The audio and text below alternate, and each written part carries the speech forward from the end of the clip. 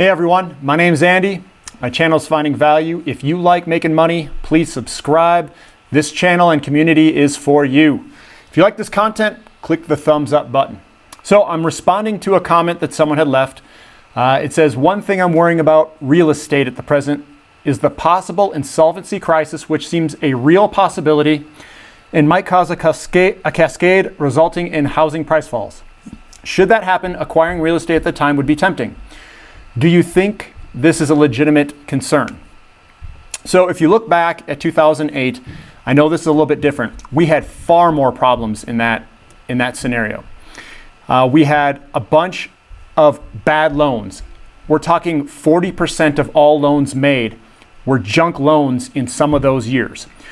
We had a very, very big chunk. It was 10 million homes that were affected in that debacle.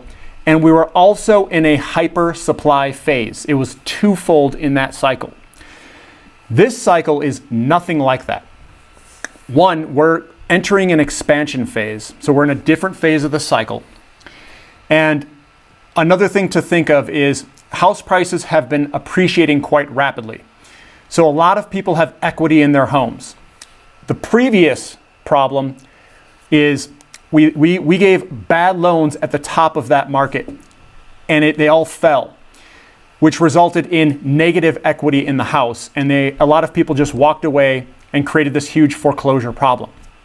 Now that crisis is the base, that was the base and the reasoning why we are so screwed up today, why we have a 4 million house shortfall in the supply side. So we are drastically underbuilt, entering an expansion phase with all of the metrics, that's inventory, days on the market, foreclosure, interest rates, home prices, all of those metrics are screaming that this is going to continue upward. Now, what's happening is we shut down the economy for two months, and a lot of people were let go. Now, the foundation of real estate is in a completely different state than it was before. So you can't compare it to that 08-09, because we have a housing shortage of 4 million and we have equity. Everyone has equity in their homes. So if they run into problems, the best thing that they should do is just sell the house. Now, the thing that I don't like is if we keep delaying, what we're doing is we're stacking all the homes up. Basically, we're inventorying all the problem. So what's happening is, rather than letting these homes kind of slowly leak into the market, we're basically saying, oh, we'll push it off. And then we're inventorying all of these things where if the problem does happen and something runs out, it all happens at once, if that makes sense. That's what I don't like.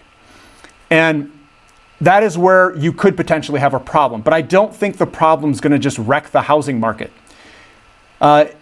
We had massive homes come on, 10 million. I think now it's probably around 2 or 3 million. So it's a lot less in terms of quantity. The problem is they're just stacking them. They're like inventorying all the junk on the one side. They're like, oh, we'll do forbearance, we'll do this, we'll give stimulus, we'll do that. And they're just inventorying all the problems on the side. And whenever that stimulus or whatever ends out, when it ends, those could all come in at once, which I don't know. But where you would see it is in your inventory, your days on the market. All of those things should tell us when that problem's coming. It was 2 years in the previous cycle with 10 million homes coming on and a hyper bubble at the same time, because we overbuilt in that phase. That took 2 years before prices started to decline. And then it declined, 20 or 30%, depending on the area. There's no way it's going to go down 20, 30% this time. I don't think I don't even think it's going to go down. I think it would slow the rate of increase, because we are so underbuilt that millions of homes need to come onto the market to slow the price increases now. We're in a totally different spot. Now, could that happen? Sure, it could. But I don't think you're going to see these 20, 30% declines. The majority of people on YouTube, I'm going to tell you, they don't know what they're talking about. They flat out haven't researched and done their homework. That's what I think is going on. Some people, I think they're a little bit more head screwed on tight, but with a 4 million shortfall in homes, 2 million could come on and we could absorb that pretty quickly. And it's not like these people are just going to dump their homes and go into foreclosure when you've got $140,000 or $200,000 in equity in the house. I wouldn't do that. I could go 20, 30 years deep and keep my house easy without even trying if I had that much, in it. Plus, you're going to have the home prices appreciate. So, I mean, mine's going up like 2% a month. Now, I don't expect that to continue forever, but in the 1970s, when they had the demographics and a bunch of buyers come in to buy, home prices went from $40,000 to $450,000 in some cities in California. I think that is going to happen now. I think the home prices are going to go way higher. And once the inflation starts kicking in, and once things start moving, you're going to see people locking in home prices quickly as possible. Because rents are going to go up. Everything's going to go up in price. This is going to be very inflationary. So I don't see how this thing can get totally derailed from the insolvency stuff. That's my take. Maybe I'm missing something that's lurking underneath that they're hiding, because they're hiding a lot of stuff. I also think that they're printing a bunch more money than what they're saying they are.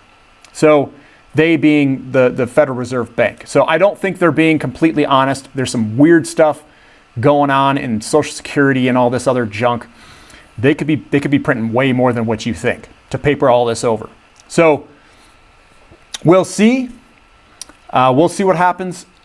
I have to see it in the metrics before I start thinking about it. And that's why on a weekly basis or monthly basis, whenever they update it, I show you guys housing starts and I show you real estate metrics. And that's why everyone needs to be interested in real estate, because that's really what drives the inflation, the inflation behind our investments pushing us forward. And that's why I give those updates. So if you're really worried about it, subscribe to the channel, watch those updates, and you'll see the progression of what housing looks like. Housing, in order for it to go down, we are at a 2-month nationwide inventory. That's probably going to have to go at least 6 months plus. We have to put a whole bunch more homes on the market for that to happen. We're not close yet. And I think if it were to happen, it's not going to happen very quickly. It's going to happen maybe a year or two from now. And it would have to progressively get worse, and we should see it. But remember, the thing that they're doing, the government, they always screw this crap up. They're the ones that put us in this housing situation right now with all those loans and government-backed loan crap, is that they're inventorying all the problem, where if it does go, it'll probably all happen at once. And that's obviously not a very good thing to have happen all in one shot. And on the flip side of this isn't necessarily housing related. When I talked about oil in one of my other clips, the same thing's happening there. What happened is they shut down the economy for 2 months. The oil side got decimated. There were some foreclosures, lack of investments going into oil. Prices went way down. Everyone's just conserving and trying to survive in the oil sector. Now, what happens when a vaccine or something happens? A step change happens. What do you think people are going to do? All these people, let's say they were going to go on vacation. They all delay with all the we'll call it state lockdowns. What if everyone decides to go on vacation all at the same time? I mean, think about the oil demand and what the demand could do if everyone wants to go on vacation in a very short period. So some people are like, oh, I'll go in January, I'll go in February, I'll go in March. Now, all of that could be pent up and all happen in a summer. What if everyone goes on vacation in the summer? The demand could blow through the roof at the same time that companies on the oil side are just barely surviving. You could see a massive oil spike. I mean, it could be $200 a barrel. I'm not saying that $200 a barrel is going to happen. What I'm saying is there could be a very big spike. Just because we've had massive underinvestment, we've got pent-up demand sitting there. And when everything gets released at the same time, it's like a step change. It's just boom, everybody's using all at once. It's like, holy crap, this could be pretty big. All companies now, we've been delaying this project, now it's game on. it's game on in June or July, and everybody's traveling in June and July, and I'm going on vacation in June or July if this all opens up. Everyone's going, it seems like. So that's just one thing to think about that I don't hear a lot of people talking about is what is that pent-up demand and when is it going to hit? Maybe it's a year out. I don't know. I don't have the exact thing, but I can tell you demand destruction on the oil side quite heavily, and hopefully all these homes that they've got inventoried on the side through stimulus and weekly payouts, you know, the $600 and $300 or whatever the heck it is now. Hopefully it doesn't all just stack up in one big group where it all comes on at once onto the market. If you guys like this content, you know, click the thumbs up button. I appreciate you guys asking questions in the comment section. Keep doing it. I love answering these things. And let's build this community where we absolutely kill it for this next commodity cycle. Thank you for listening. This is Finding Value.